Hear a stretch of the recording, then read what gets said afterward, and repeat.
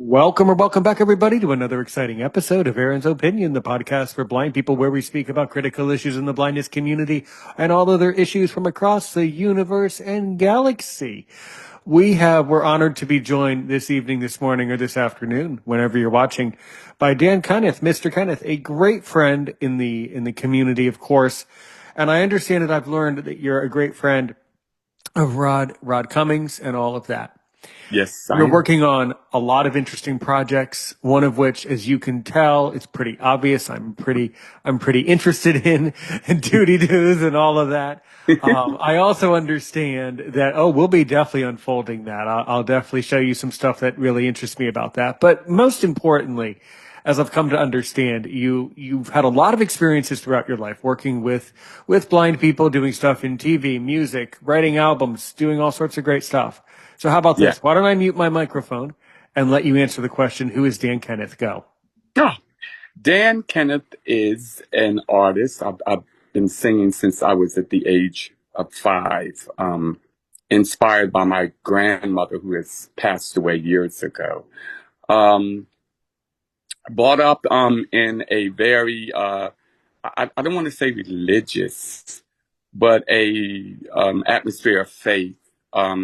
My grandmother discovered talents that I had when I was very, very young. So she was sort of the catalyst for allowing me to show those talents. Not only singing, but I was writing plays, drawing cartoons, just the overall young person that was adventurous in all of those things. I love doing those things. I wasn't a sports person, um, but anything artistry, drawing, singing, writing plays. I was very active in my church, and I grew up in that and just spread my wings into other areas, despite some of the things that were blocking me. I managed to get over them. Some of them were very devastating, but I managed to go around them. And my grandmother was always there to encourage me until she left this earth. Um, she was one of my biggest fans. Later on in life, I did meet Rod Clemmons, and that was just a wonderful experience working with Rod Clemmons. Um, a lot of my fans, nearly 95% of my fans, are the visually disabled community. Um, Learning about that community through Rod Clemmons, being able to spread my wings even more with him supporting me, it's just been a wonderful adventure. That's who Dan Kenneth is. Very good. Excellent. All right. Let's really dig into the musical background. Now, similarly to Rod, you're also a great musician and very knowledgeable about the music scene itself. And that's one section. Right. Okay. So talk to me about, if you were to kind of describe, or if you were to define yourself as a gospel artist. I mean, we've heard of gospel. Of course, I've heard it. I've heard of it, obviously. But for you, why gospel? What is it anyway? And how would you really break down the ingredients of what it means to be a gospel singer and things like that? All right. My father wanted me to do R&B when I first started singing gospel. Um, Gospel was just not something that I just wanted to sing because it was a genre that I liked. I experienced gospel through my faith. So my faith was one that it was just not words, but it was experiences, the power of God in my life, which enabled me to express it through gospel. I wanted everybody to know about that, my faith. I wanted everybody to learn about my faith and sort of spread the gospel like Jesus Christ said to do. However, I did not want to be pushy. And I wanted people to experience the gospel without feeling threatened. So early on in life, as I grew up in church, we were prohibited to listen to anything other than faith-based music. And that's very hard for a young person because at a very early age, I was told that anything other than that type of music was the devil's music. And I remember years ago when I was very young, I saw a television show on, and my grandmother was with me, and it was American Bandstand. And the people were jumping, they were dancing, they were twirling, and I was maybe about 6 years old, 7, and I didn't understand it because there was no dancing, all that kind of stuff when I grew up. I asked my grandmother what they were doing. She told me they were dancing, and I said, what does that mean? She said, well, they're dancing. I could see it on television, but they're dancing off of the devil's music. So I grew up like that. Oh, that's the devil's music. That's the devil's music. So throughout elementary school, I wouldn't listen to anything that was non-gospel. However, and I'm saying that not around my grandmother. But when I got by myself, I listened to all different type of artists. At that time, I'm telling my age, the Jackson 5 was out. I loved the Jackson 5 and the Stylistics and all of those various groups that I would listen to at home. And I would listen to gospel, and some of it would be boring. So this is a wonderful music to get faith out, but it was just very boring to me. And so I started to infuse secular music with the gospel message. It didn't go well in church. And I was the head song leader at the time of my church. They call it praise and worship leaders now. And people were starting to complain that I was doing the Soul Train act, doing praise and worship, or when I danced, I was dancing like I was in a club or anything like that. But I wanted people to understand the gospel, but be able to feel comfortable in listening to it and not being threatened by the message. So I decided, well, I'm going to do it that way. I presented gospel that way, and I grew up presenting it that way. I would take hymns and twist them around and make them more secular.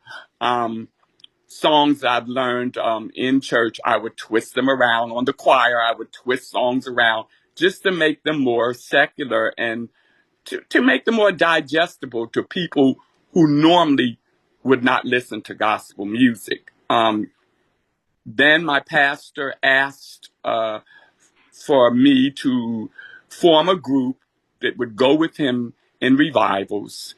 And it was a quartet group. I could pick anybody I wanted to, and I picked 3 other guys to be with me who basically had the same idea that I had in taking the music and making it more digestible, or the music, we were young people, so we wanted the music to reach other young people like us.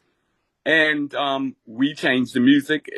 We didn't go on revivals with him because he didn't like the music. But we changed the music around.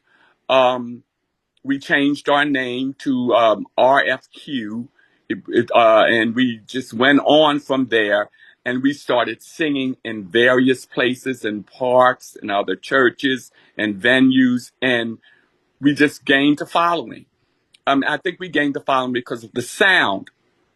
I discovered also other artists that were similar to me, like Andre Crouch. He was the godfather or the father of contemporary gospel music. And from there, I began to listen to various other artists like the Hawkins family, the Clark sisters, some of these people that I eventually ended up being on stage with, Amy Grant and all of these different gospel artists at the time. And we just rose and rose and rose, and we had a great following. That group ended, and then we formed another group called Vision. This time adding 2 females to the group, a whole band. and we just took off like a rocket. And we were singing once again in various different places and arenas and venues. And we recorded our first album, Taste and See, which took off. And we just did different things, which made me feel happy because that's what I wanted to do. I just did not want to be the normal gospel singer. Even to this day, I don't want to be the normal gospel singer. They call me mostly an inspirational singer more so than gospel. After that group broke, I was once again alone because everybody got married, had kids, and they moved on. And that is when I met Rod. Rod took me even further with my first solo album, which made top 10 in the R&B or the pop arena, actually. Adult contemporary pop arena. A song he wrote called From the Heart, which went almost to number one on the charts. And no one actually knew that it was gospel. They just loved the sound. I substituted the name Jesus for other pronouns. So if you listen to the song, you could make it a love song between you and your friend, your wife, or whatever. But it was still my experience with God, this time written by Rod Clemmons. Once again, I began to sing all kinds of different places. Most of my pre-singing days were in churches and places of faith. This time I went into the clubs and venues that normally you wouldn't find people of faith. And this is what I wanted to do. I traveled all over the place with him. I worked with Rod. Rod was brilliant in learning what I wanted to do and understanding what I wanted to do. And he just took what I asked him to do and skyrocketed. A lot of the other musicians that I've worked with in the past were musicians from church. And so their idea of music was to sound like church music. I didn't want that. I wanted just basic music that I could sing to that would appeal to any and everybody, because sometimes gospel sort of pushes people away because they get scared. You say Jesus, they go running. So I didn't want that. I just wanted people to enjoy the music. Even though I spoke of faith, I wanted people just to enjoy my experiences, regardless of whether they were religious experiences or not. Rod Clemmons took me even further with my present album, which is the second solo album that he produced for me, and we worked together on it. He taught me a lot of things in the studio. I was able to record my own vocals, and I was very proud of that album, and it did wonderful once again, creating a large following. So my journey with music has just been phenomenal. I'm working on a third album now, third solo album. This time it might be a little bit more R&B sounding, not as gospel-y as the other albums were, but still giving you an idea of my experiences in faith, but reaching out to other people just to give them some hope and some inspiration when they listen to the music. That's what's been going on. Yeah, really, really good. I find that deeply fascinating. I certainly do not mind some gospel music, faith music, and I certainly do not mind that you're a man of faith. That I actually appreciate. I actually happen to be a Jewish guy, by the way, and I always appreciate. Yeah, of course you're welcome here. And I always appreciate meeting other people who also love God and have faith. I think that's very, very important, Yes. Dan, in today's society. You know, Yes. my controversial opinion, and you're probably going to disagree with me, which is great and fine, which is that, you know, we might not always need a house of worship to go to all the time, but I do believe that we always need to love God and love the universe, and that's something that's very important I in agree. life and in living, is that you have to have faith. You have to have some balance in your life, some, you know, something to that effect. That's really, really, really fascinating. You know, that you've Right. had all these different experiences and successful ones. Many musicians these days, and many of them in Aaron's opinion, by the way. So I've worked with and met a lot of other blind musicians, Dan, and they have been complaining a lot over the years that their music is just not getting the download, just not getting, you know, just not getting the attention that it deserves. I will tell you that I have a special playlist on Spotify called Aaron's Opinion Select, where I have compiled all of the music where I've interviewed people who are blind, who are musicians, but I'll be more than happy to add your music if you want it to be added to that Spotify playlist, of course.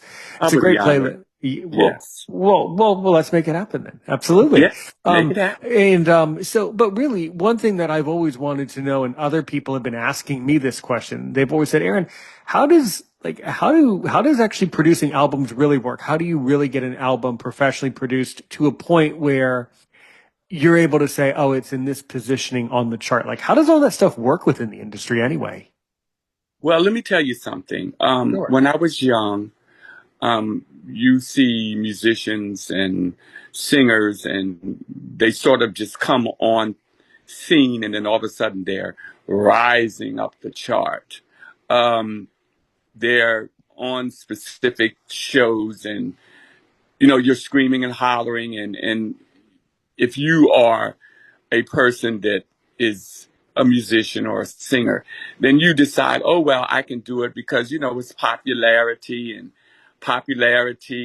and all I need is a record company, and that record company will, you know, see my talent. I'm going to send a demo to them, and they would look at what I'm doing. They would listen, and then they would, you know, just suddenly bring me in and work with me, and then I'm going to go up the charts. And that is the furthest thing from the truth.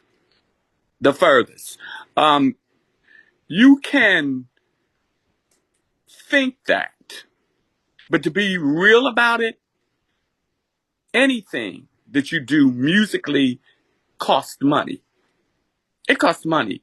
And when I was singing on the group, of course, you know, if you're a musician, you think that your stuff is the hottest. You know, this is hot, and it's going to be heard, and it's going to be played, you know, by millions. Or you come across a famous artist that you like, and you pass them a tape or pass them a cassette at the time, and they're going to just listen to what you do, and they're going to bring you in. And that's also not the case. I've been disappointed by people coming up who heard me and say, oh, I'm going to go this place and that place. Give me your name, give me your number, and I'm going to introduce you to this person. I've handed artists demos of my work, and I never heard from them ever again. I've called record companies who sometimes would not even receive my demo because of copyright problems, and they didn't want to be involved, or they wanted you to have a following before they even took a chance on you. Um, when I was with a group, I put a suit on, and a friend and we drove to radio stations to try to get the music on radio stations. And we knew, and I'm not bragging, but we knew that some of the stuff we had was way better than what we heard on radio. It was just way better. But you get to a radio station and you can't get in. If you get in, they'll take your demo and usher you out of the station. Some stations, they didn't know what to do with me because I was gospel, but I didn't sound like gospel, and they were R&B stations, and they didn't know what to do, or they sent me to R&B stations who knew that I was gospel and they were R&B, so they didn't know what to do with me. I went to gospel stations who I was too R&B, so they wouldn't play it because they were into choir music, and I looked hip hop, and it was just a lot of things going on. Now, when I met Rod, that is when I discovered that what I was doing actually cost money. Radio stations, it costs money for ads. It costs money to get your music played on, or get someone to be a go-between to take your music to the radio stations and put you on. And then you'll see what cities they have you in, if the music is taking, how many turns you get. But it costs money to do that. A lot of people, this is not an American Idol thing. This is not a popularity thing. A lot of the industry that I found out about was very disappointing. The Grammys and all of those things. And I was nominated for a Grammy, but still I had to have a representative to do that type of thing. And sometimes it costs money. If you're not rich or you don't have a big budget, then eventually your money will run out, because some of that stuff has to be paid weekly, $2,000 a week, $3,000 a week, to speak to someone to help you. And they're pushing you, and they're pushing you, and they're pushing you. And, if you don't have a budget, you run out. My best thing to tell anyone that is doing an album, because, years ago you had the record companies and you send demos to them, but now a lot of artists are independent. They are pushing their own selves. Get joy out of performing in front of people. Get joy out of taking your product and going forward. Don't let things stop you. Don't let money stop you. Set up your fan base. Get out there. Sing wherever you can. I've sung in parks.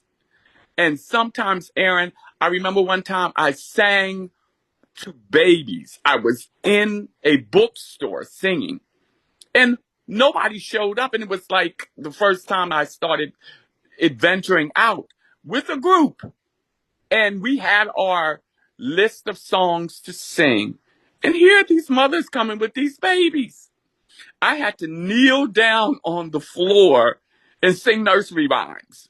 But I still, went forward. And when people hear you and see you, they begin to like what you're doing. They begin to come in. They begin to lift you up in what you're doing. A lot of people want instant success. No work. No hard work. Just somewhere, and somebody's going to love me, and, millions are going to sing and fall at my feet. But it's not like that. Sometimes you have to push through people that tell you you're not going to be able to make it, to people that tell you that your music doesn't sound like anything, to people that tell you, I don't want to hear that about Jesus. Please go ahead somewhere with that. You got to keep on going, because somebody somewhere wants to hear what you're doing. But we cannot be disillusioned or delusional by this great success. Some people have it. I'm not saying that. And sometimes you look on television and you hear artists, and you hear half of their story, but you don't hear the hard parts. Or you'll think that somebody was just like some kind of shooting star that went across the sky, and they're just, oh my God, thousands of people and the fans. And it doesn't always work like that. It doesn't work like that for everyone. So somebody said, what does success mean to you? Does it mean that you want fans falling out and screaming and hollering at your feet? Or does it mean that you just enjoy what you're doing, the music that you're doing, and you're going forward and just presenting that to people, and you enjoy the fact that you have fans? Starting out an album, to me, I thought of things I might want to say, or things that are in my heart, and I began to write. I got inspiration from other artists, write down some topics that maybe people might not like, or people would call controversial. I did covers of other artists and made them my personal story, even though they may not have been songs of faith. And you map them out, you get your musicians and they put down the tracks, and you even in your process, you might change some things, you might change some names, you might add instruments, you might get people to come in to sing with you. That's also money, because if you're getting background vocals, then you have to pay them. They might want $100 an hour, $50 an hour. I work with background singers for Mariah Carey. I've worked with background singers for other various artists who came in and put down tracks for me. And then you just go forward from there. You get it mixed out. You get the sounds that you want. You figure out where you want it to go. I'm much into dance music, so some of the gospel that I've done has been played in clubs in Paris and all over the place from DJs that were remixing the sound. Anything to get my music out. I have not flown to Paris, but I've been there. I may not have been in Africa, but I've been there. My voice has been there. So it depends on what you call success, how you define success. And it may not be at Carnegie Hall. It may not be in a great arena. You may be in a club or in some type of auditorium, but maybe 300 or 400 people. But as long as you are enjoying what you're doing, then that's successful. Now, if you have a vision to go further, who am I to tell you you can't? Because you can do anything you want if you put your heart to it. You just have to be focused and not let people stand in your way, because trust me, my hardest hurdles were people. My hardest hurdles to get over sometime were people. And I'm not just saying people outside, strangers I didn't know, but sometimes family. Sometimes family could be the people that will stand in your way and tell you what you cannot do. And you got to say, okay, and step right over them and keep right on moving. And that's what I've learned in this business. Everything you just said spoke to me so clearly. Mm-hmm. And the funny thing is, you know what that answer reminds me of? What? That answer reminds me of what people ask me. They say, Aaron, how do I be a successful podcaster? Do I have to have millions and millions of downloads like all the famous people at the top? I say, no. You have to, first of all, love podcasting very, very, very, very much. Yes. You have to take ownership of your content. Ownership, ownership, ownership. You have to take ownership. You have to. You are. And that's what people don't get. And you are so right.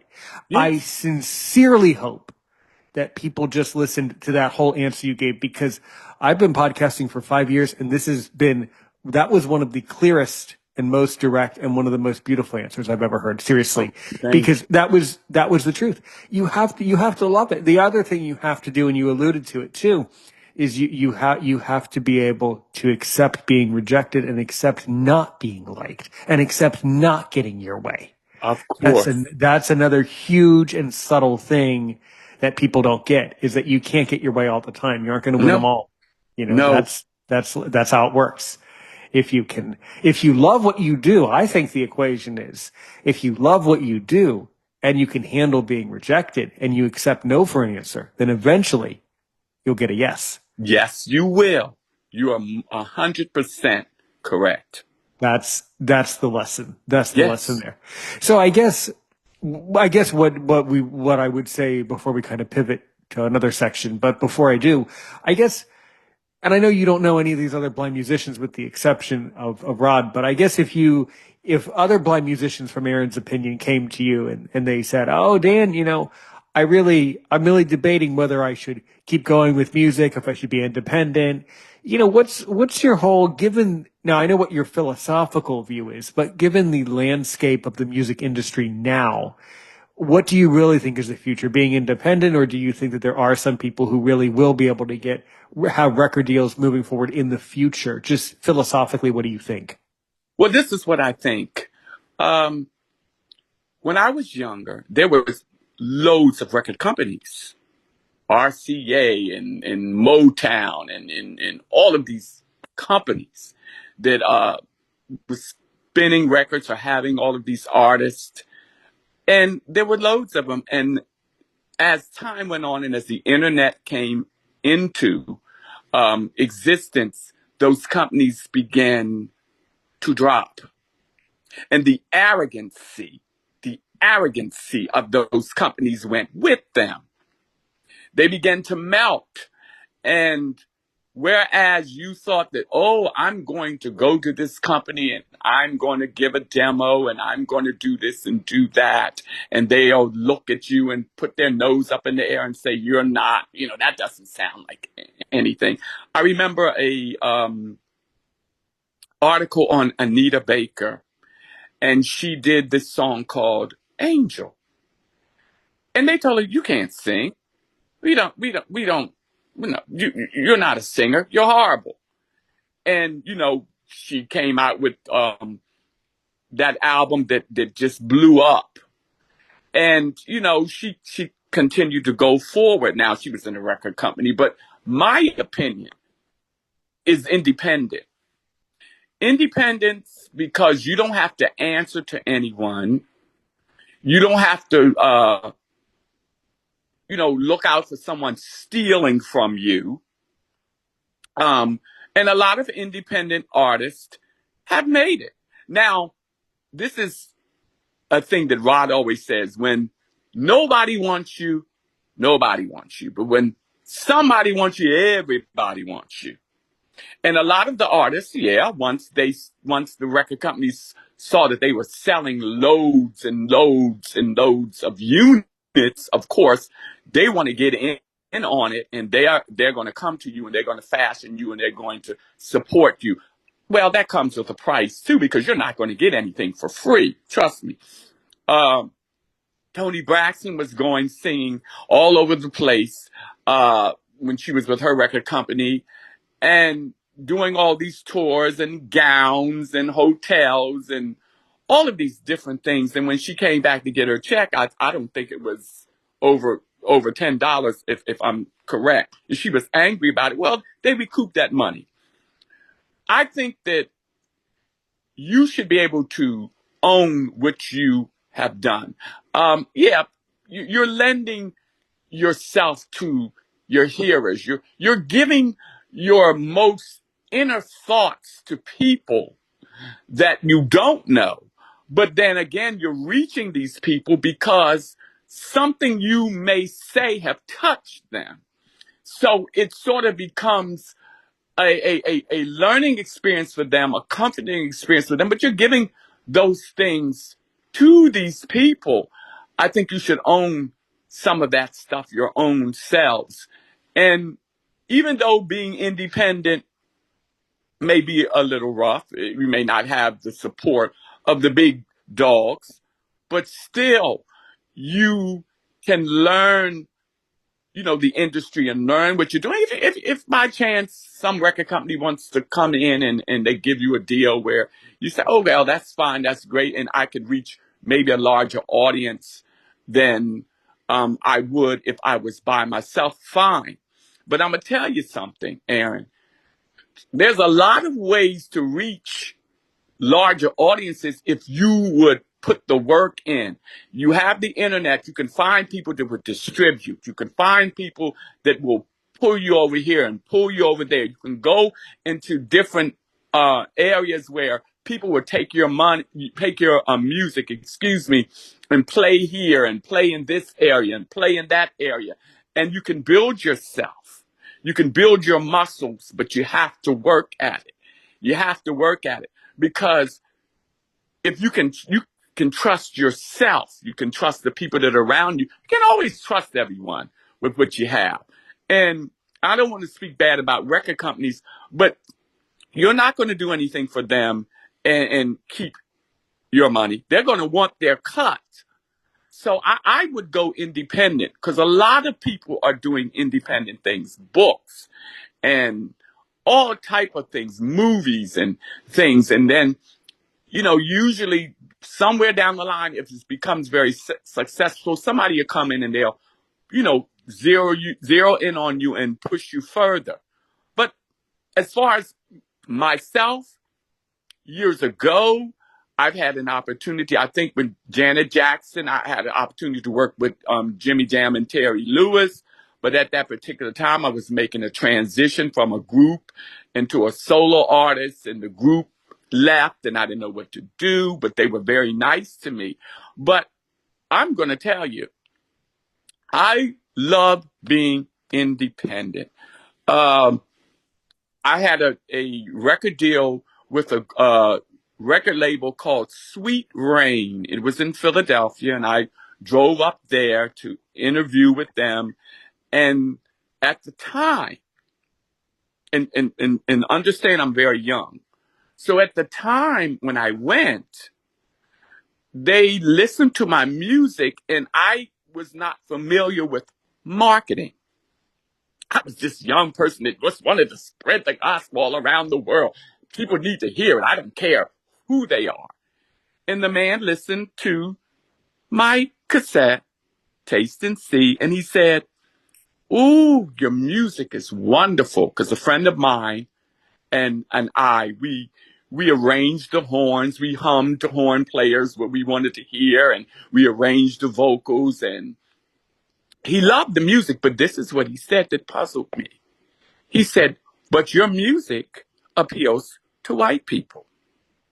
He said, "Black people wouldn't buy this music."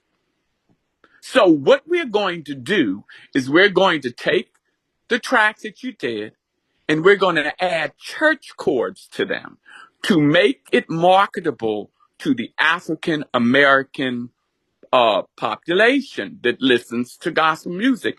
And I said, no, because you're going to change my identity. That might be stuck with me while I sing gospel music. And if that album becomes popular, then if I change the sound, I lose fans because they're so used to me being stuck in a sound. Now, yeah, people, they usually can, change their sound once they become popular. But I wanted to be true to myself, and I didn't like traditional gospel music. I just didn't like it. So why should I force myself to sing something I didn't like? That's going to show in my performance. I'm just singing this to make money. I'm just singing this to be marketable.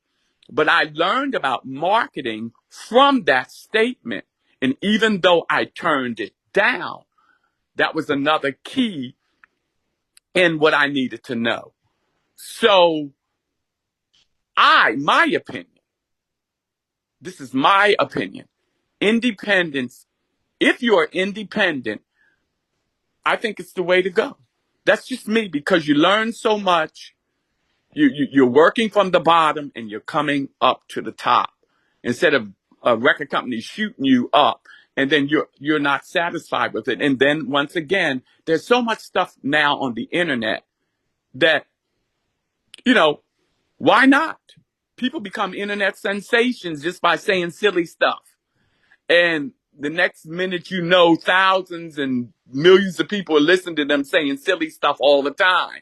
And I'm like, how did they become stars saying silly stuff? So the same with music, the same with anything that you do.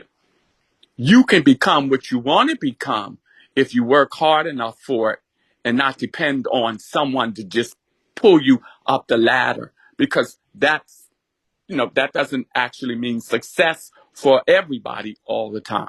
That's what I have to say about it. I agree with you. You were so right, by the way, to not allow them to change your music. Never, ever, ever change you. No, That's what I tell other people. You're not, and I'll tell you this, and I've told other people this. I'm not changing you, and you're not changing me. I don't believe in changing people. exactly. So obvious, that would have been, for most people, that should have been an obvious choice to obviously not agree to that. And you made the right choice. Obviously Right. not. But fortunately or unfortunately, other musicians would have thought of it differently. They would have said to themselves, well, what if I like that? And then they would have said, well, why not? And then they would have ended up changing. And then who knows what would have happened? It might have hurt them, might have helped them, but probably neither one. It probably would have been irrespective to their success. That minute change is the answer.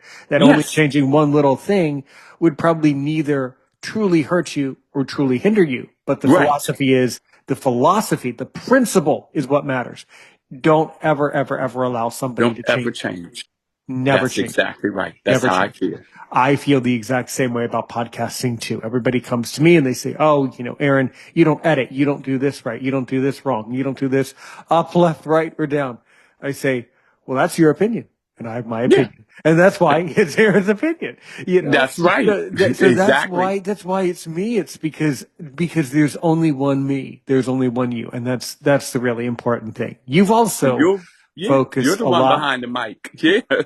You're the interesting person who was kind enough to come into our lives here and educate all these people. I really hope that Oh, all these other blind people need to listen to you, because I know you're sighted and that's always okay. But what I really hope yes. is that more blind people are listening to the way that you tell your story is accurate. Your accuracy of delivering the principles of success. That's Yes. what really is just leaping right out of the microphone. You truly want people to be successful, but you want them to be successful in a healthy way. And that's Yes, you. exactly. That's the subtle difference. There's a huge Exactly. difference to being successful and sick and successful and healthy. And as I Right. tell people, I don't want to be famous. I just want to be successful. I You just know, want to be successful. And there's a in difference.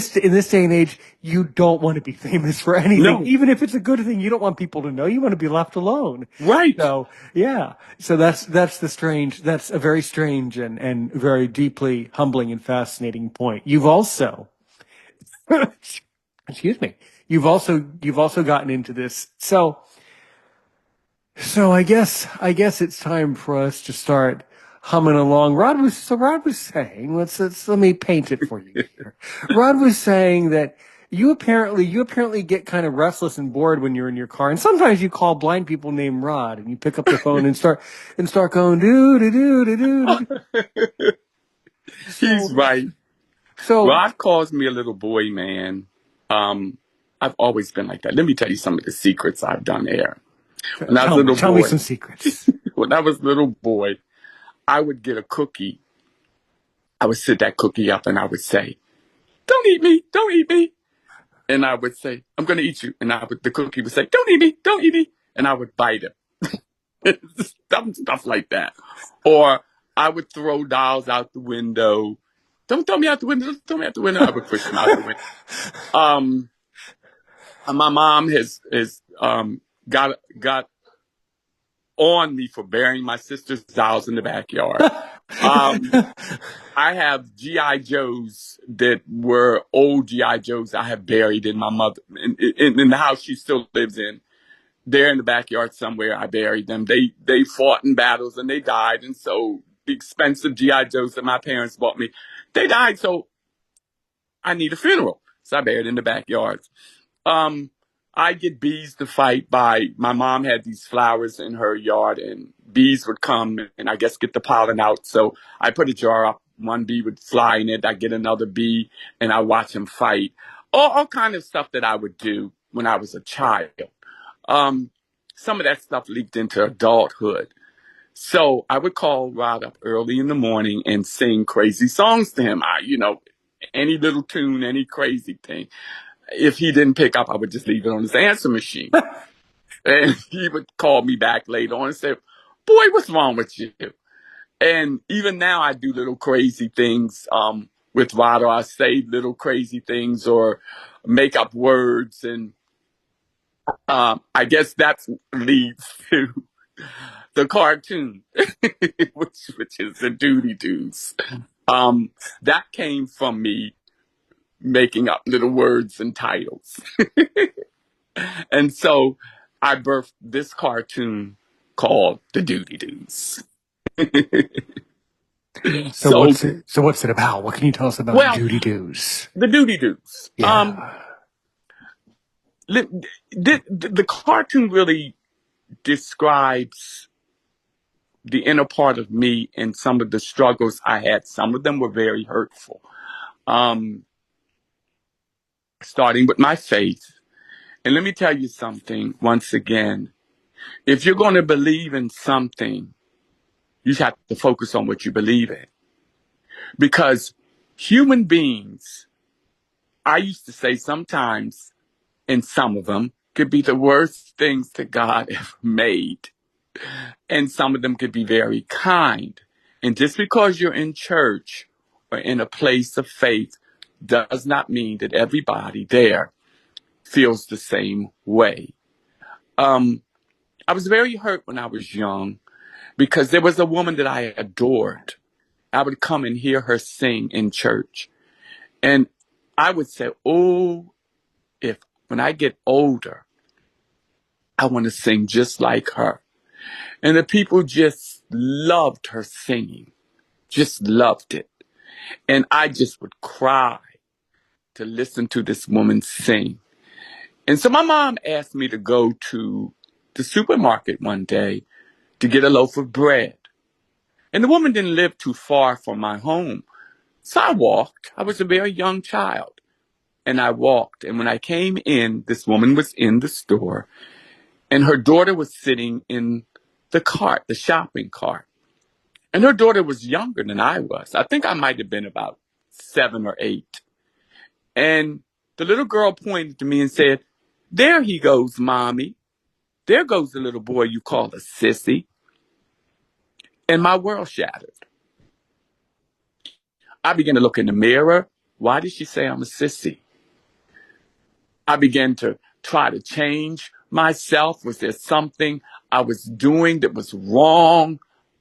But most of all, she hurt me because I looked up to her. And there were other things that took place in the house of worship that devastated me. I didn't understand why people couldn't accept my music. If I dressed a certain way, they didn't like it. It was all sorts of different things. And like I said, I really treasure and miss my grandmother because she said, "Now, wait a minute. Wait a minute." She said, "You're not serving these people.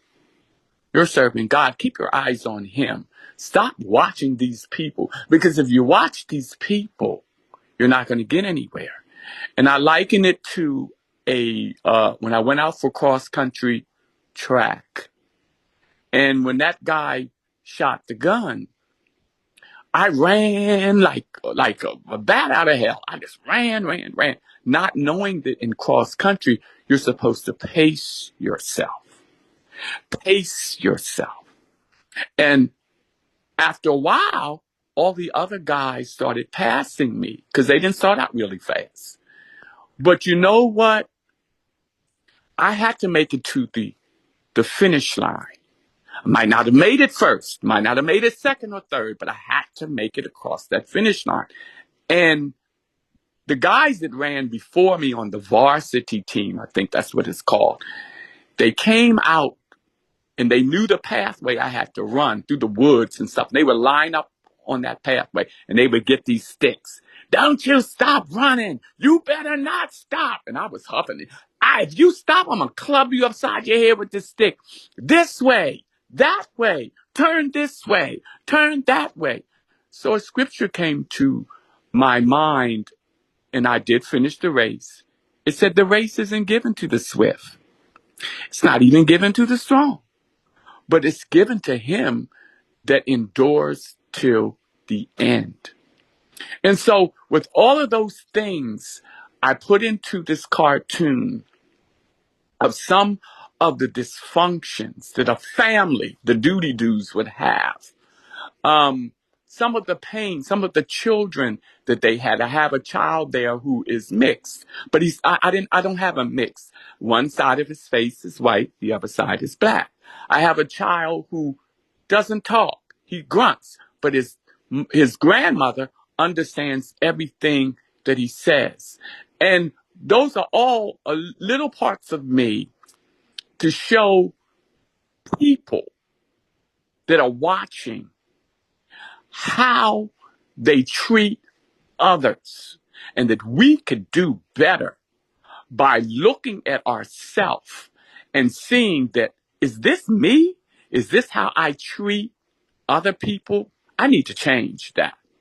Do I treat other people wrong because they're this way, or do I treat other people wrong because of their color Or do I treat other people wrong because they're different in some kind of way? And I let this family show you through comedy and laughing and in some of the scenarios I have, how we should treat each other. So I want it to be like a cartoon that you look in the mirror and see yourself. Even though it's funny, some of the things are funny, the Doodie Doos, because I have a matriarch and I call her Nanny, and she conducts the family with her lazy husband and her daughter-in-law that married a guy that they don't necessarily like in the family, and her grandchildren and the problems that they have in school or around the neighborhood and the neighbors down the street.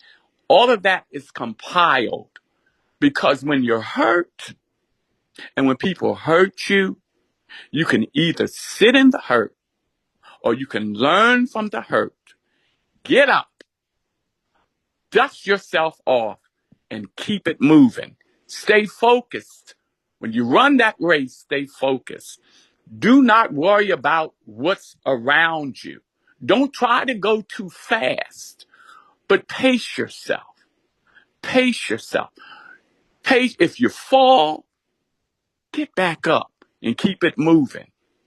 Because at the end of the day, if you don't make it, you have nobody to blame but yourself. Because, a lot of people, I didn't do it. I have friends who they're disabled. They're not visually disabled. But they blame everything on their disability. They call so much attention to their disability that people will say, here come the disabled guys. I've been around Rod and I've been around visually disabled people who do not do that. Sometimes, I tell you, Aaron, sometimes I forget Rod is even visually disabled. I'll come outside and we'll go somewhere and I'm like, what is he standing there for? I'm ready to go. And I said, oh my God, I have to lead him down somewhere because I do sighted guide with him. I've gone to places with Rod in his school in Little Rock. They had a convention one time. And the people, they didn't act like that. I'm sitting at the table and they're putting food on the table and I'm waving my hands. Hey, y'all forgot the salt. Hey. And they keep walking past me. And I said, why? And I said out of craziness, I said, why don't these people see me? Don't they? And I said, oh, I forgot. They can't see me. But it's, I was with his friends in an apartment that they let us stay in on campus. And they were laughing and giggling. Most of them were talking about sighted people, how crazy they can be around people that are blind. And I said, it was late. I said, I need to get into my PJs. Everybody's talking. I'm kind of embarrassed to get my PJs. I said, look, they can't see me. I went and got my PJs and sat there. But I had a ball with them. So what I'm saying is, how do we treat people? How do we act towards people? Do we treat them bad because they have a disability? Do we treat them? Because I feel that everybody in the world has a disability somewhere, somehow. It may not be what you have or what I have, but there's something that they're lacking. We need to learn how to love each other and how to treat them. You may not like everybody, but still everybody is due some type of respect. That's what I feel. And that's what the Doodie Doos are about. Through laughing and some of the episodes and some of the crazy things that they get into, it's just a cartoon to let you look in the mirror and say, mirror, mirror on the wall, who's the fairest of them all? And see how you treat others. That's what the Doodie Doos is. I too have faced serious traumas in my life by society. And it's not just you who had traumas growing up. We all did. And this is something you would probably tell people. We all do. I do. Right. Interestingly, I'm not going to say what it is on the air, or probably ever, because I've put it behind me. Right. But I too have been traumatized in a faith environment. Right. So I totally get it. And just the way you encapsulate your knowledge and the way you deliver, your deliverance is just, It's there, and it's easy for me to understand you. I relate to you. I get it. I really do. Right. We all face trauma. The other thing that you should know is I'm a teacher. And once a student asked me, he said, wouldn't it be great if we created a way for there to be no disabilities in the world and no more blind people? And I say, no, that really wouldn't be good at all. That would be the demise of humanity. I said, take now, to go on a little bit of a side street for 30 seconds, but this will sort of get us back on the course of life here. I said, take for example, which I don't know what your views are, and it's fine to agree or disagree. But let's say, for example, some people in society believe in evolution, right? I say, say for example, that you do believe in scientific of evolution. I say, look at all these different changes and all these different imperfections in animals, right? Right. The only way for people to keep living is for some of us to be not perfect and Right. to have imperfection. And I said, so a world without disability, that would be a world of demise. It wouldn't work. Once I was speaking with a doctor, another student, and he told me the exact same thing that you said. Every person on earth has ability, and Hmm. every other person still has a disability. Yes. And if we don't understand that, then something's wrong with Wrong us. with us. Yes. And Yes. that's what totally, some people just get it. And I do have an issue with our society today. There's a lot of things I don't agree with, but when people are on the right track in life, like you, when people get it, they get it. You get it. Trust Yes. me. You're, Yeah. you're there. Yes. So tomorrow I want you to start solving all the world problems and making our world perfect. Okay. You got it. It can't be that difficult. There's not that many people. Yeah. No. It's no biggie. Just solve all the global problems for us. Look, I also have a dream in life, which one of my dreams that many of us have, or that at least I have, is to be a voice actor. And I kind of shared this with Rod. It was like, Yes. because, between you and me, this is a little secret. Just imagine we're not on a podcast. Let me tell you, I have a pretty messed up sense of humor. Uh, I can be very polite, but not all the time, so I have a pretty wrong sense of humor. So I definitely have, that very like raunchy, like, adult sense of humor, like uh-huh. 3 a.m. I'm totally there, with other shows that I'm not going to name up, but you know what they are, all those crazy adult cartoons. Like Right.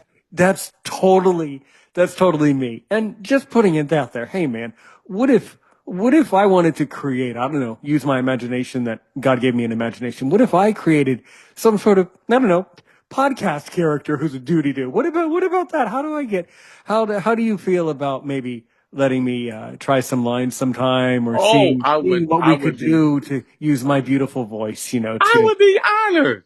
well, no, it's the other way around. No, it's your show and I would be honored. See, that's my line. I would be, what type of character, if you heard my voice, what type of character do you think I could portray? I have spoken to other actors and they've said two different things, and I want to see if you say them right away. Where could my voice be used, do you think, in a cartoon? I think your voice could be used in that little devilish boy down the street that gets into Yes. everything. Yes. Either people say that or they say I have to be a god. They say either you'll be God or you'll be the devil. But Yeah, you the won't be little anything in devilish between. boy. That I'll little portray devilish boy that sort of like that little Dennis the Menace type of boy yeah, that would come around and do little things to irritate people and run off and laugh. I think that would be great. I'll do it. Give me a Dennis the Menace. But we'd have to give me some weird name of some. I also understand that the Doodie Doos are actually like creatures, right? They're sort of these like alien. You're Yeah, depicting they're sort them. of like alien people that look sort of human, but there's an alien uh, kind of feature about them, and they are in a society where there's one race of duty dudes, the schnitzies, and then there's the snootsies, and how the schnitzies teach the snootsies, and all that kind of stuff I have created. So I want to sort of mirror the world as we know it, but also make it alien, but also make it familiar enough so that people that are here on Earth can see themselves. Well, and And it's also good for the aliens too, who are like yeah, yeah, intercepting Earth and like watching us from space and all those types of conspiracies. It's good for them too. You never know; of people on Mars and the course. Moon might be watching. You Might be know. watching and say, "Oh Lord, them crazy Earth people," or whatever. But that's the vision that I had. And the Doodie Doos didn't just originate. I think the Doodie Doos originated years ago when I was a little boy. I would think of it, and I just gave it the name, but I always had it in mind. So a lot of the things that I did create or that is coming into fruition now was things that I thought of years ago, many years ago, and they're coming into being right now. So I'm pretty happy and excited about it. I am. Absolutely. Mhm. I've been immersed in audio since day one, and I've always wanted to use my voice to be either talk show host or a voice actor. I've always wanted other people to hear my voice, but in a positive sense. And that's really Right. cool. So, actually the other interesting fun thing to talk about though is that people don't really appreciate cartoons, but I certainly do. A lot of people would think that a cartoon is easier than a live action film, and it's not. A No. cartoon takes a lot more energy and a lot more time and is a much bigger deal. And I think it's actually a greater honor to be a voice in a cartoon than it is to just be Yes. a live. That's a lot more exciting actually, because the people don't actually know it's you. That's the Right. magic Right. of cartoons. So in your heart, how does cartoons, like, how do you write a cartoon and then how do you set it up to be a show? Like, how does that actually work in this day and age? Well, you do a treatment for the cartoon, and you let in your treatment you put down what your ideas are.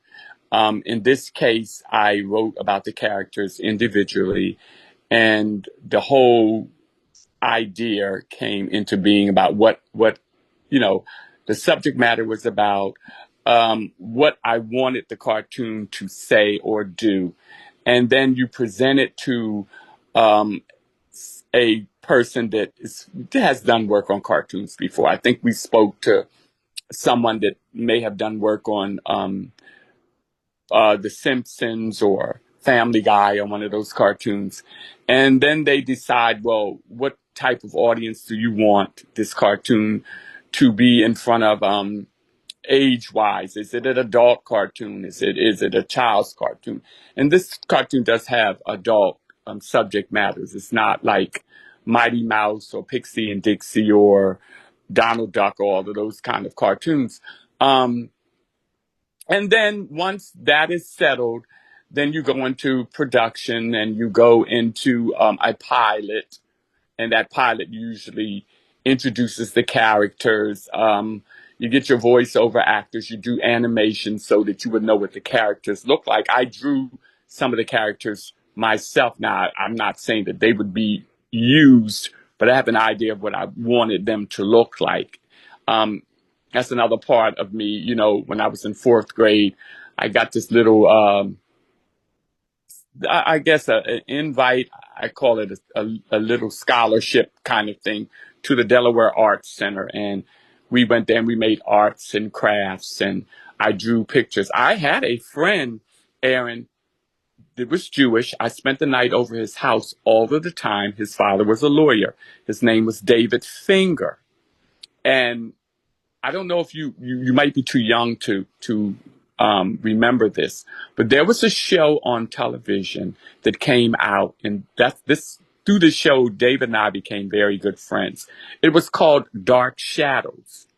It was about a vampire named Barnabas Collins, and he was a man that did not want to be a vampire. He was engaged to a woman from Paris, and he loved her. Her name was Josette. But for some reason, when he visited her in Paris, he ended up sneaking with her maid, whose name was Angelique. And when Josette and her family came over to America to marry Barnabas, Angelique was in love with him. And he said, well, I'm not in love with you. I'm sorry that this happened between us. I'm in love with the lady that you watch over, which was Josette. She was Josette's maid. But little did Barnabas know that Angelique was a witch. And she did everything behind their backs to destroyed Barnabas's love for Josette, and she ended up causing Josette to marry Barnabas's uncle, and in the end, she married Barnabas. But when Barnabas found out that this happened and she was a witch, he shot her, and she cursed him, causing him to become a vampire. And so David and I, we loved that show. We would run home after school to watch what was going on. And when they introduced the character Angelique into the series, I mean, we just was running home to see what spell she was going to do today. And so we ended up drawing on paper in school little comic books, which we sold for 5 cents. We went and bought candy with it on little episodes of Dark Shadows that we created our own selves. And so that's how I drew the characters for the Doodie Doos. And once the subject matter or the treatment is they see it and they sort of fix it up a little bit, and then they sort of give it over to the networks to look at it. And once a network accepts the treatment, then they go into work in creating the cartoon, in creating the episodes, and they would buy a certain amount of episodes to start out. They might buy maybe 4 or 5 episodes to run it to see how the public that is watching it would take the cartoon. So that it's a process once again, but it's fun to see something that you've created, become alive. And so once again, it's tedious, but it's another thing that you just have to stay focused on, and be true to yourself, and just be strong about what you feel that you want to say. So that's how it works.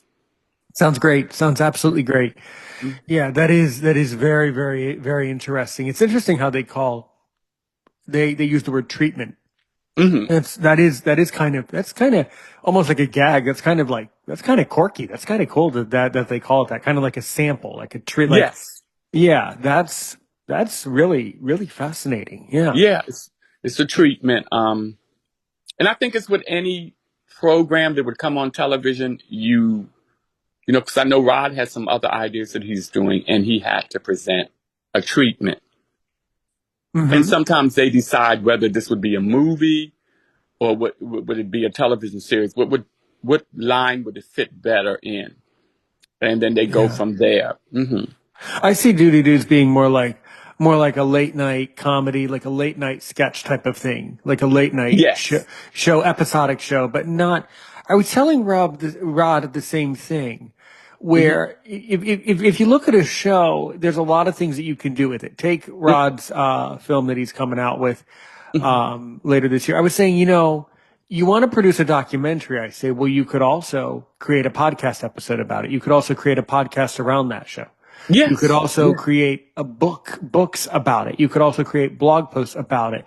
There's a lot of different facets and a lot of different things that you can do to encapsulate the message of Doodie Doos or whatever it is. It could start out as a cartoon, and then you might think to yourself, hey, why don't we just take the audio and just put it into the podcast system, and then it just becomes a podcast. Like, that's also really compelling as well too. Audio dramas are also deeply compelling. Yes, they are. So that would be kind of cool. Not so much with Doodie Doos because you need to actually see it. It's more visual, but other things can become a very compelling audio drama. So that's another huge section of society, audio dramas and things like that. Yeah. Mm-hmm. I think that's great because I remember coming home some nights from New Jersey, and we had little church services sometime, and they had a audio show on called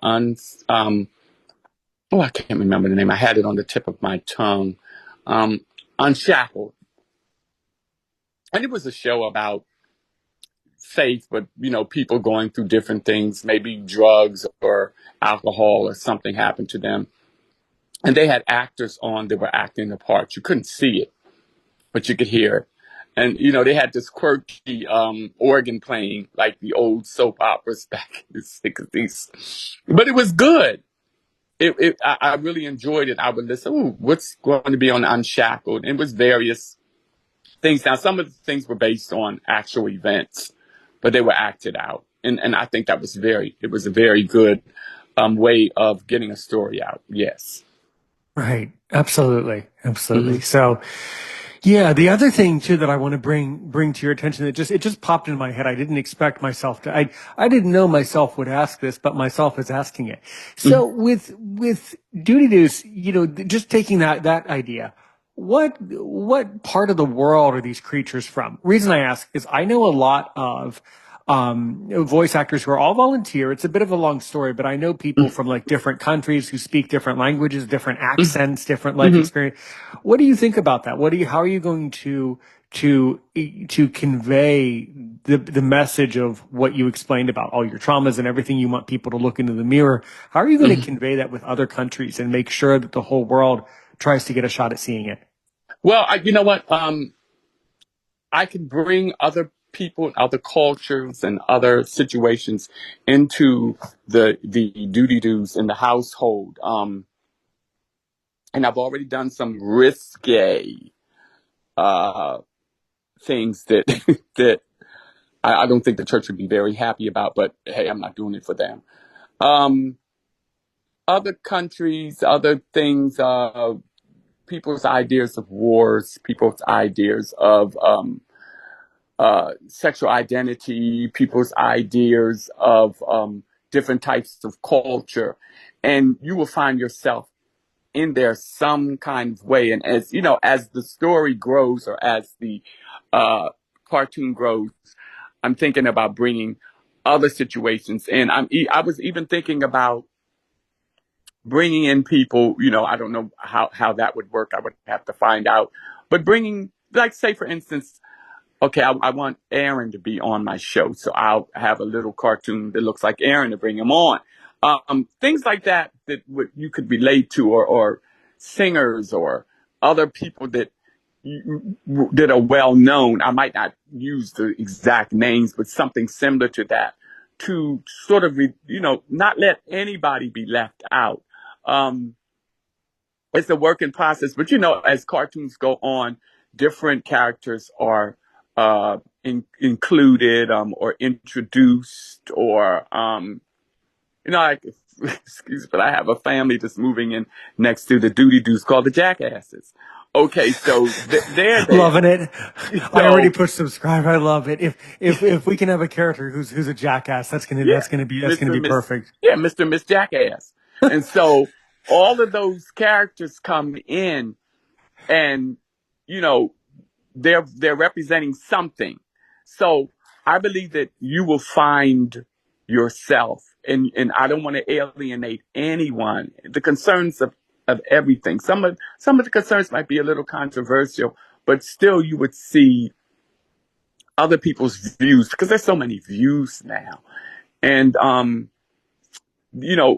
just a different kind of a person. I don't want to start fights or anything, but I do want people to be aware of what they sound like. Or, I'm not the average, and I don't even like to, I tell you, Aaron, I don't even like to use the word Christian. I like believer. I'm not the average believer, because Christianity holds so many umbrellas, and some of them are like, what is this? But I'm just not the average believer. And I think that spirituality, or whatever your faith is, has to be balanced with the natural world. Because God is a spirit, but I also believe that he's created us and we're human beings. And I don't think he wants us to forget that. So there's a part of us that is spiritual, but then there's a part of us who is natural. And there has to be a balance, or things get crazy.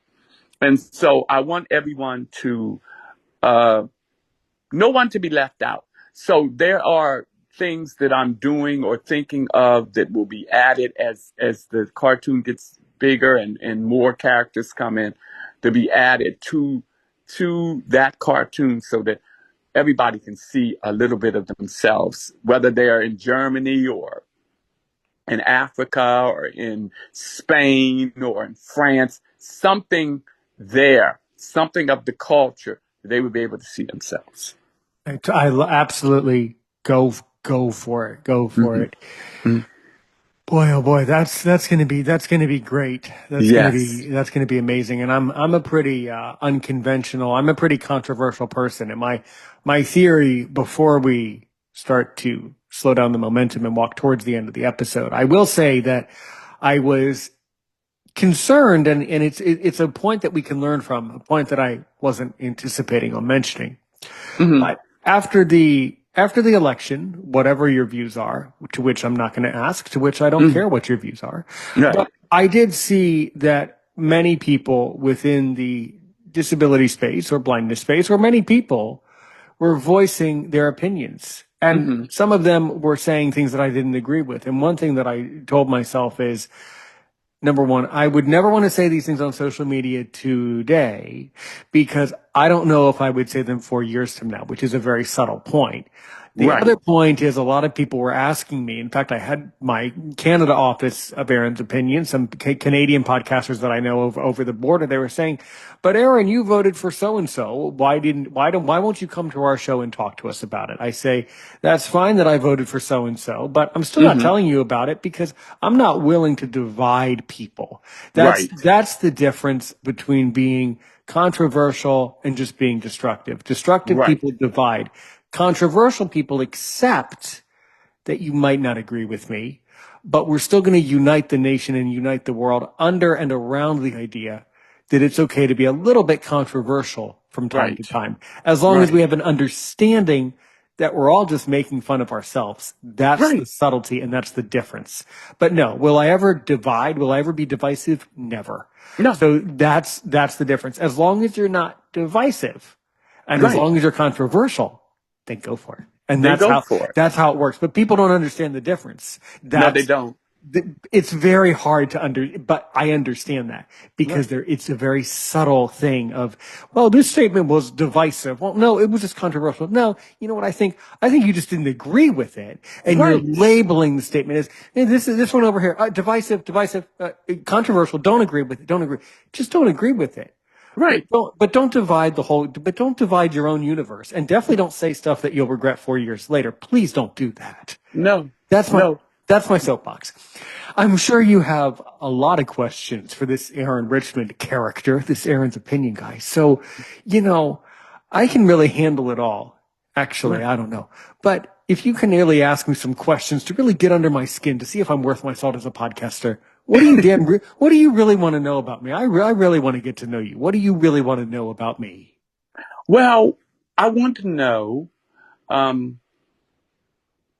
as a visually disabled person that has a podcast, what were some of the most hardest things for you to get through? Well, first of all, if you don't mind me saying something kind of edgy, Mm-hmm. I'm not visually disabled. I'm blind. So Okay, let's blind. let's rephrase it. So, Okay. as a blind podcaster, what were my challenges? Yes. Well, my challenge is the greatest challenge of all is the same challenge you've had, Rod has, we all had. I have one challenge. It can be very hard to get people to listen to me. That's Right. the challenge. I found that over time, I've had to learn how to use technology and learn how to kind of build up an audience. Like you were saying before, earlier today, you were saying how you have to have an audience. You have to learn. But the trick is with all these things, you saying it is great and it's accurate and it's the truth. But what people don't understand is you can't just develop the audience. You actually have to learn how to approach people like you. You have to learn how to build rapport, which is another subtle thing. You have Mm-hmm. to learn the difference between rapport and reaching out. Mm-hmm. There's a difference. Right. We know the difference. Again, it's hard to tell, so that's what you have to learn as a podcaster. Podcasters have to learn what rapport is and Right. maintaining rapport. Okay. That's really what I've learned. Well, the other thing that I've learned is even though that I knew that I love using my voice to educate the world and try to help people, which is what I try to do, I didn't quite know that I would interact with and have so many different interactions with so many interesting people. I mean, you have such a your background is all over the place, Hmm. and the only thing you're doing is many things, and they're all good things. And the thing that stands right up for me is that you take the time to learn about yourself before you teach somebody else. Right. And that's really, really touching to me. And I wish more teachers understood it. I wish more podcasters understood it.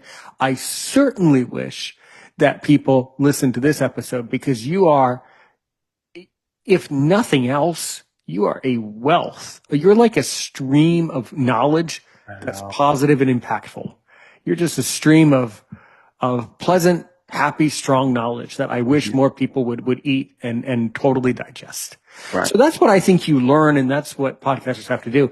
And the other thing, just like the music thing, is you have to just keep doing it and keep loving it. You just have to keep doing it, Yes. figuring it out as you walk along the trail, and you never know at what points things will develop, or you never know where something will land or bounce, or Mm. that's the magic. Right. I don't really know what I'm doing, but there's a famous, to bring a beautiful question, to which in my honest opinion I gave a good answer, to bring a good answer to an even better ending. I would say that there's a famous British song, and oh, by the way, you aren't getting out of here without singing. But there was once this famous British song. Oh, oh God, oh Lord, it's hard. Oh Lord, it's hard to be humble. Uh-huh. I'm perfect in every way. Mhm. Like that. You know that song. And then the most important part of that opening verse, oh Lord, it's hard to be humble because I'm doing the best that I can. So Mhm. that's the life lesson, is you Right. just have to have the strength to recognize you Mhm. can only be humble, and you can only just do your best and be. Yes. You know what I Exactly. want to, hear your pipes sing, and you aren't going to get off the hook. You can't just do the thing where throw your computer off the room and go hide, go run out in the garage and hide. You're going to have to give me a little bit of vocalization. I want to hear this voice of yours. Um, Oh, you, let me sing, you see know, what I well, can do. well, you know what I'm curious about, Hmm. actually, apart from you doing what you could. I'm curious about your interpretation, because it's a really hard song. If you were to cover just a couple bars of Unchained Melody, that's a spectacular one, or one of those songs like that, or even, this is a really weird one, but it's really difficult and really weird and powerful.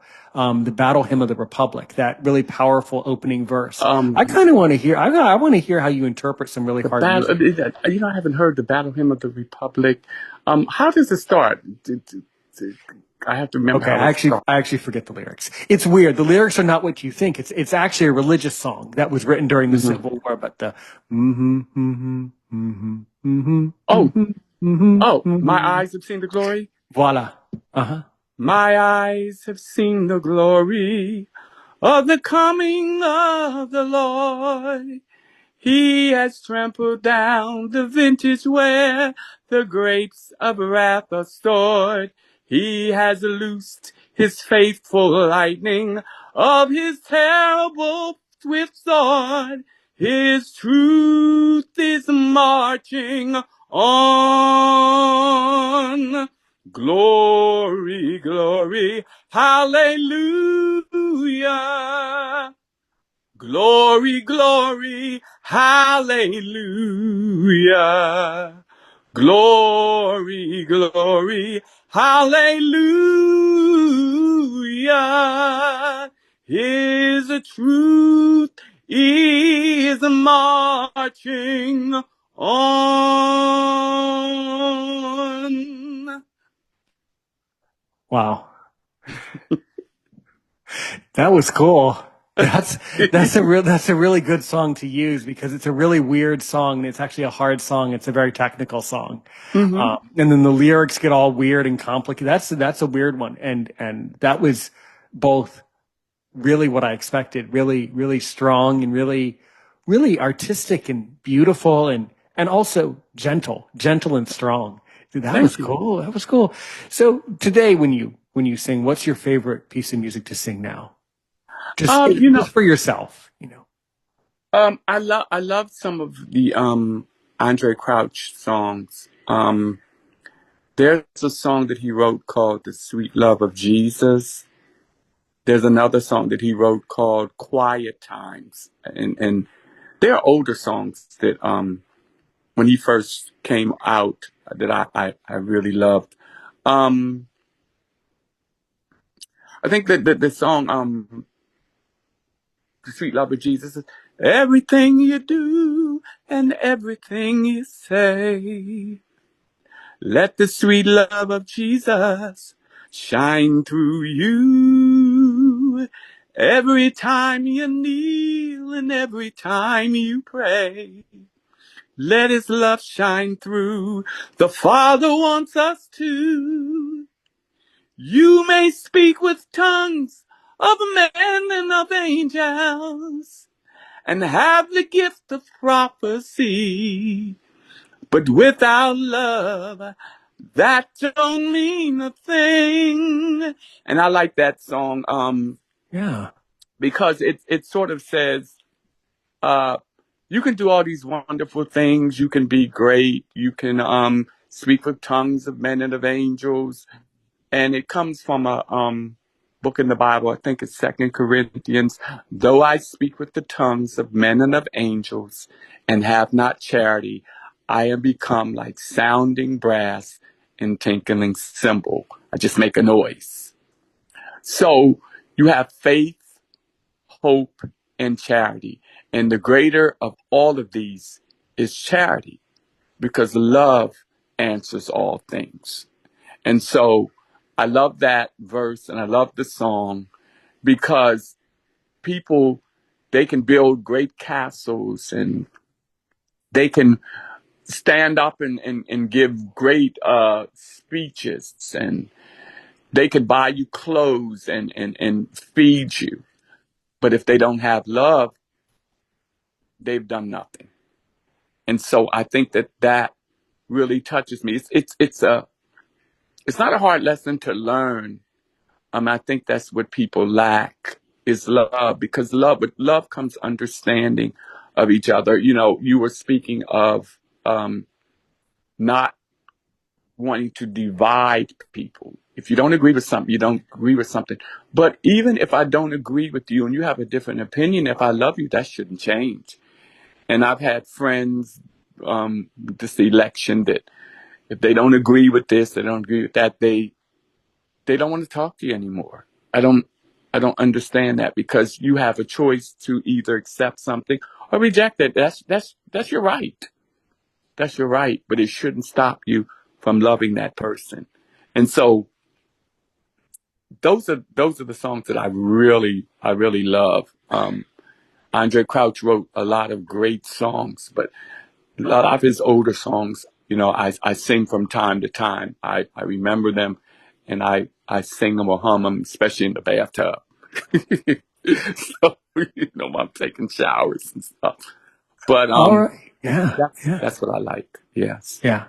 I really loved having you here in the Aaron's Opinion family, and I hope you have a wonderful evening. And seriously, we're gonna definitely catch up within the next couple days on WhatsApp, and things like that. You are on WhatsApp, right? Yes, I am. Oh, that's And so good. That's so yes. good. And I enjoyed being here with you, Aaron. Well, I thank really you. enjoyed this. I Well, really I did. overall, I hope that other blind people and sighted, actually, I hope that sighted people, actually, I hope that people who can see listen to you, because you're knowledgeable for sighted people. Never mind the blind people. You're good for sight. You're good for people who are sighted. Look, if someone wants to get in touch with Dan Kenneth, how can they do that? Well, you can do it. I have a Facebook page, Dan Kenneth. Facebook at Dan Kenneth. You could find me on Instagram. You can join me on Facebook. Become a friend of mine. You can see some of the things that I like.